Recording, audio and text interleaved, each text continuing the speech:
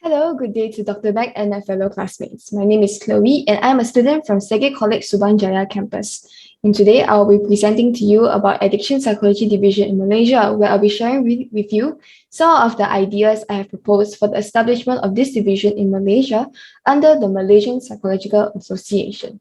So without any further ado, let's begin with the history of drug use and rehab in Malaysia. So the use of drugs in Malaysia started with the coming of immigrants' labours during the 19th century.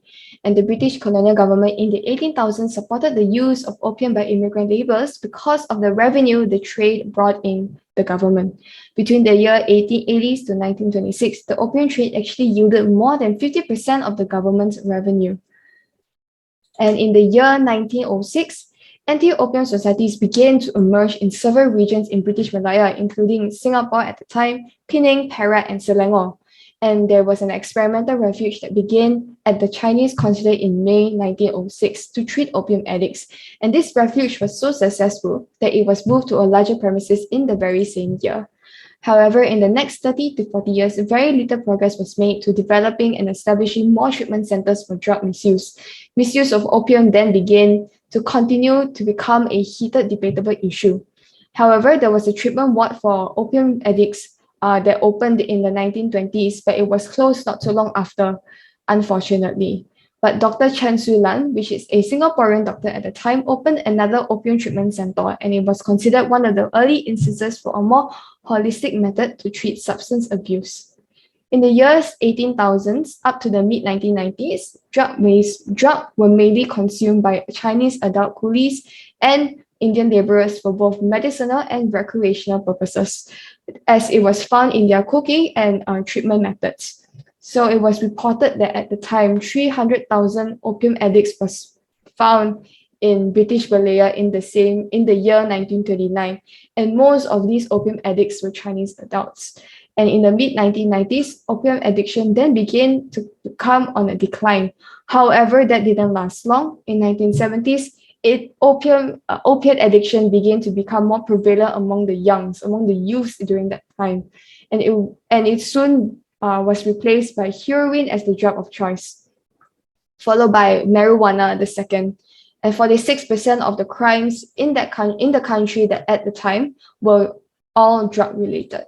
So in the year 1980s, drug use in the nation has surged to an alarming rate, where it was declared as the primary national security threat to the country. However, in 22nd March 1976, all of these changes, as one of the first establishment of anti-drug association in Malaysia is the Persatuan Mencegah Dadah Malaysia, also known as, in English, Anti-Drug Association of Malaysia. It is actually a voluntary organization established by Tun Hussein Ong, which is our third Prime Minister of Malaysia at the time. And the establishment of this association stirred a great deal of public awareness on the dangers and impacts of drugs. And by July 15, 1986, the founder of this drug association became the founder of the International Federation of Non-Governmental Organizations for Substance Abuse, and is very active in many activities and projects of many other organizations. And to name a few, they include World Health Organization and the World Federation of Therapeutic Communications and Colombo Plan. So moving on to research support. As years passed, more and more anti-drug associations and organizations began to emerge. However, according to the National Anti-Drug Agency, it was reported that around 13.9 thousand new cases of drug abuse in 2020. And in the very same year, 20,643 addicts have been arrested and sent to prison for drug abuse. And some of the most commonly abused drugs include opiates, marijuana, ecstasy, crystal meth, and ketamine. And this increasing number of drug addicts in our country gives rise to the suspicion whether or not our prevention programs and our efforts to combat against addiction is effective or not.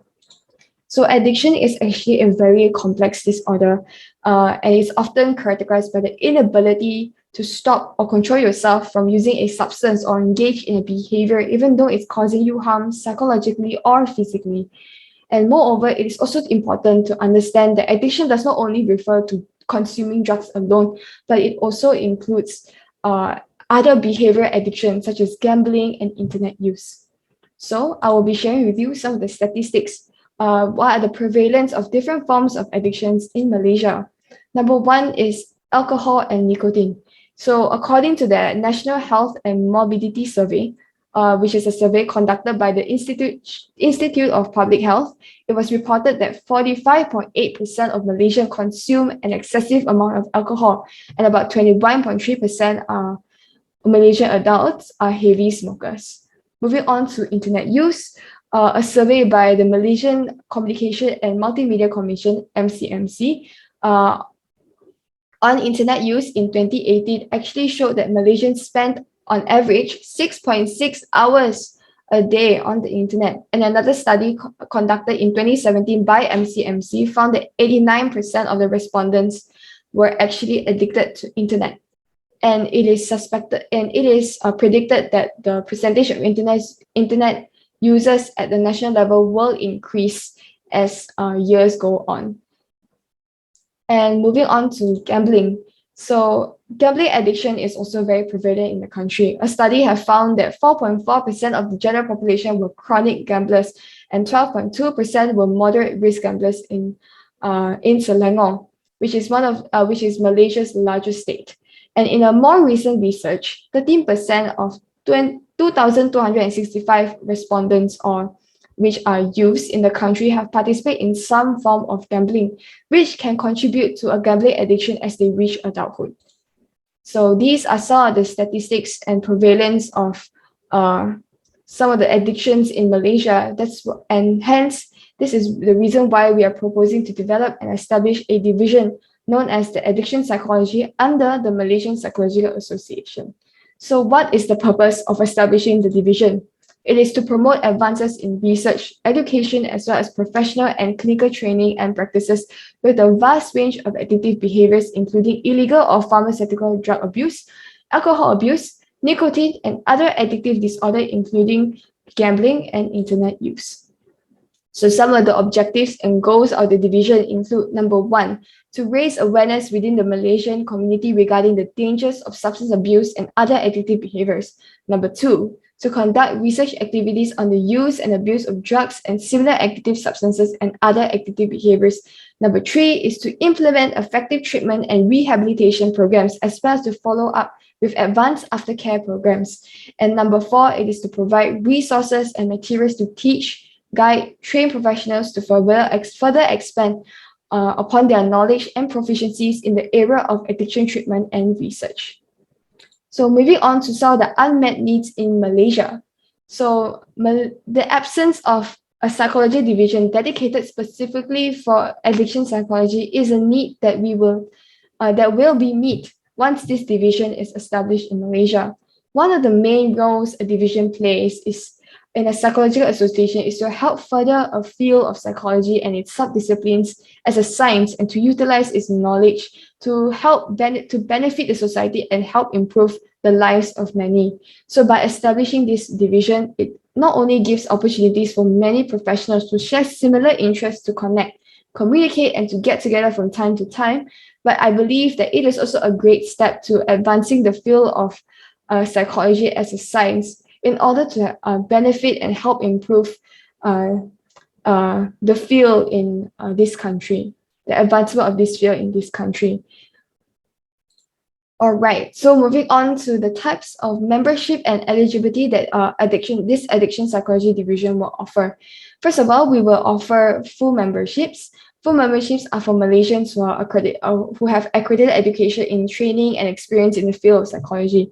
So they are required to have a doctoral degree or a master's degree in psychology or any related field, as long as it is from a regionally accredited institution or school by the Malaysian Qualification Agency, or MQA, and they will need to have at least 2 years of professional practical training and experience in the field of psychology or anything similar. Next is international affiliation membership. So our division will welcome international members. So they can be psychologists who are from outside countries of Malaysia who have recognized training and experience in the field.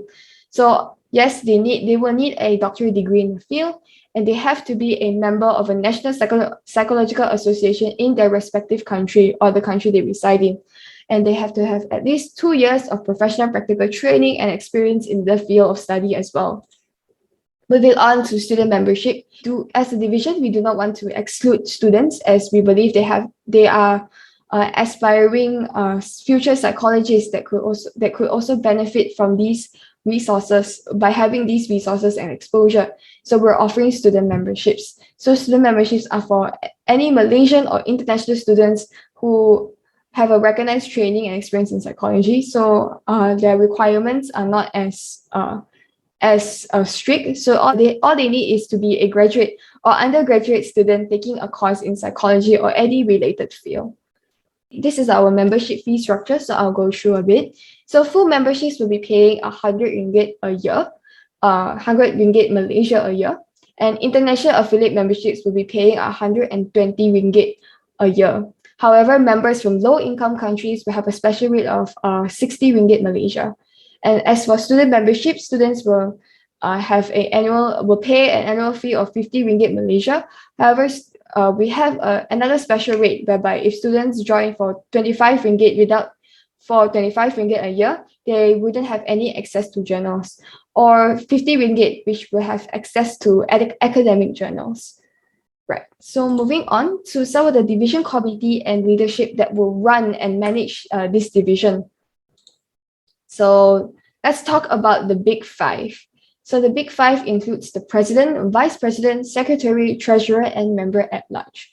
So first off, I want to make everything clear is that those who want to have a position or be part of the leadership board in this division must be a member of this addiction psychology allow me to repeat. Those who wants to be part of the committee or the leadership board in the addiction psychology division has to be a active member. So let's begin with the president. What are some of the roles that a president should exercise, and some of the responsibility they should uphold include representing the division and membership, overseeing the operations of the division and ensure all that is in order.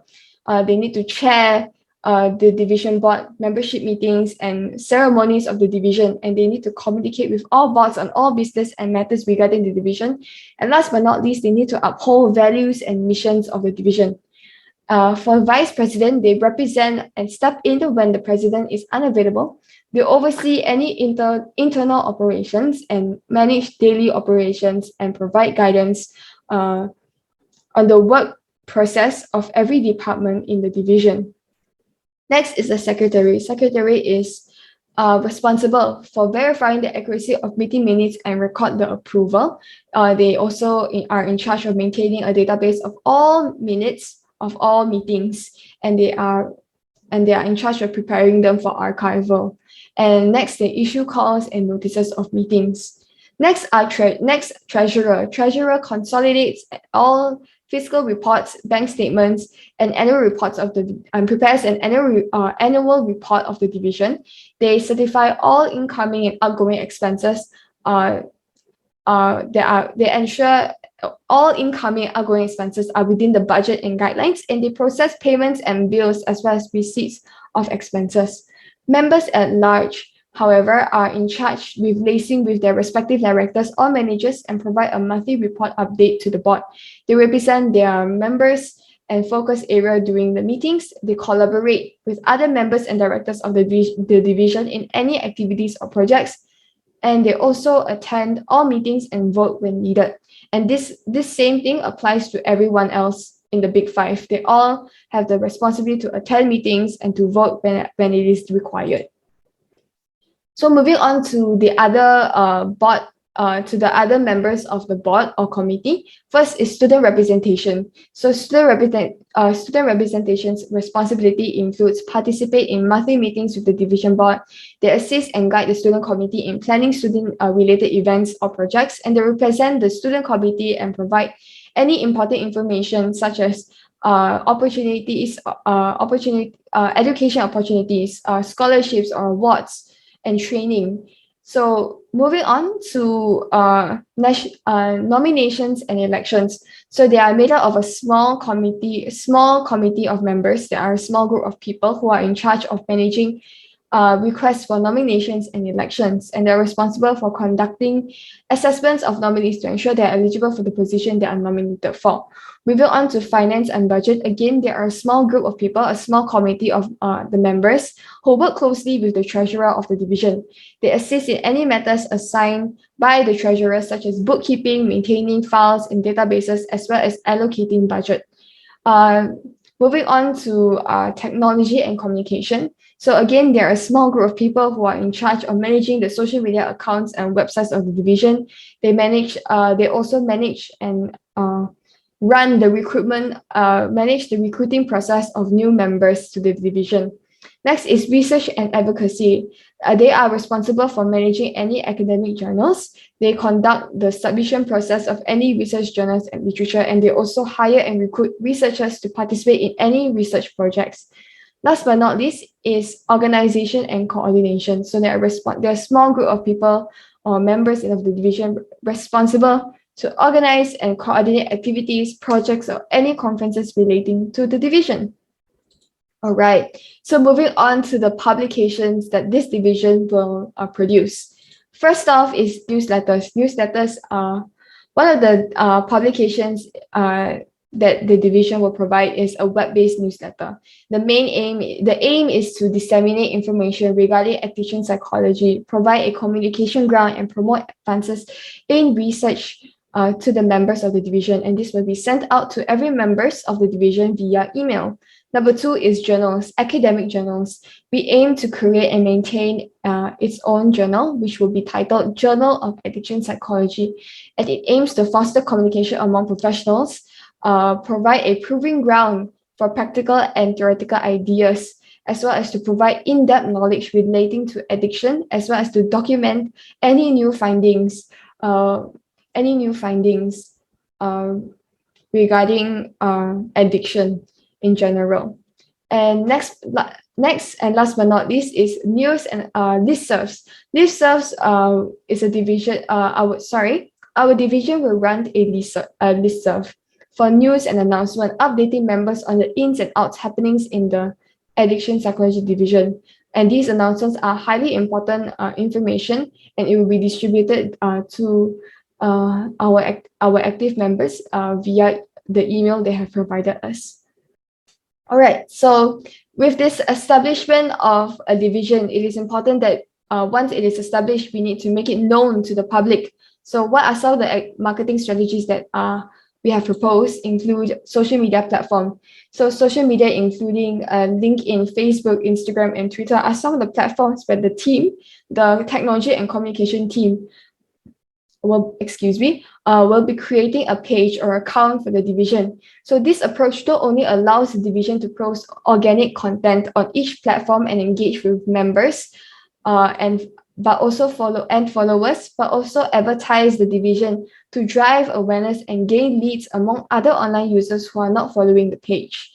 Next is division website. So the team will also aim to create a website, but the division website. Not only does this allow the division to have a strong online presence, but it also increases credibility and provide quality and reliable information regarding the division for online users who are interested in joining the division, perhaps, or just to get to know us a little bit more. And last but not least is partnership. Another way that this division can maintain its spotlight in the public is by partnering with local or international psychological divisions or other professional organizations. So both parties can exclusively recommend and refer to each other's members.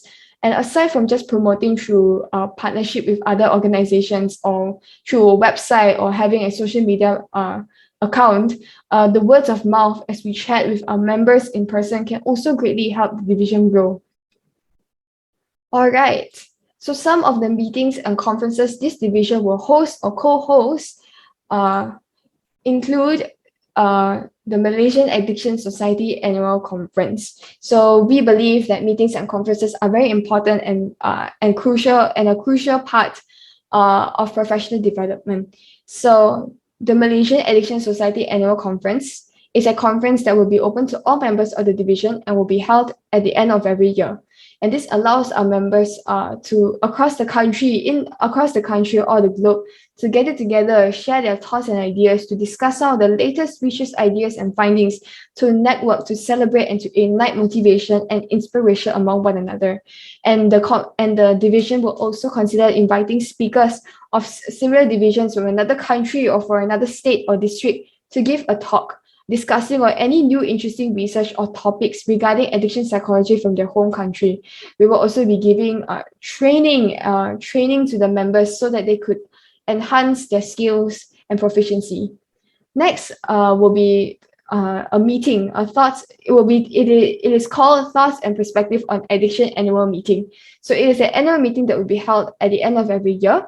So this provides a forum for professionals to discuss and to present novel research findings and clinical practices approaches that can be used as treatment for addiction. And through this meeting, we aim to foster collaborations among researchers in this field in research and clinical practices. And last but not least is the Turn Back Annual Project. So this is not exactly a conference or a meeting, but we believe that it is beneficial if the division can lead this project in collaboration with other non-profit organizations and government agency. So the objective of this Turn Back project not only is to raise awareness of drug use, but to also encourage the community to accept the reintegration of ex-drug addicts back into society. This is also to advocate for ex-drug addicts who have turned their backs on addiction and are looking to start a new life once again. So with drug addicts having stigma and discrimination surrounding them, oftentimes society views them as outcasts and they shun them away. However, we believe that everyone deserves a second chance. So this project is excellent in order to advocate for those who have changed, who turned a new leaf, and who has turned their backs from addiction and wanting to start a new life again and reintegrate back in society. All right, so there are many other similar professional psychological organizations that are found all around the world. And I have listed 10 of them in my report, but I will be only mentioning 5 of them here in my presentation. So they include American Psychological Association, British Psychological Association, Australian Psychological Society, Federations of German Psychologists Association, and the Korean and Japanese Psychological Association. So these are some of the associations that the division can consider partnering with to improve the division and to also help one another to further and advance psychology in Malaysia and other countries as well. So in conclusion, the establishment of Addiction Psychology Division is a strong step forward into the future of psychology in Malaysia.